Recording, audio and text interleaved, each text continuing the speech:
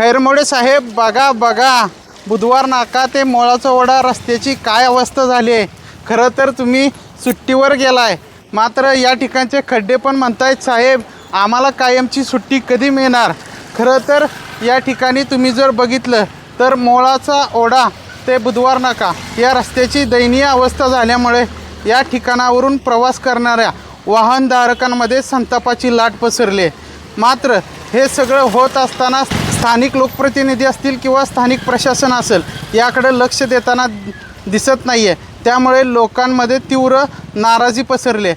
खरं तर बांधकाम विभागाचं या रस्त्याकडं अक्षरशः दुर्लक्ष असल्याचं चित्र पाहायला मिळतं आहे. एकीकडं बांधकाम विभाग लाखो रुपये खर्च केल्याचं दाखवतं आहे कागदोपत्री, मात्र या ठिकाणी प्रत्यक्षात जर ही अवस्था बघितली तर लोकांना अक्षरशः जीव मुठीत धरून या ठिकाणावरून प्रवास करावा लागतो आहे.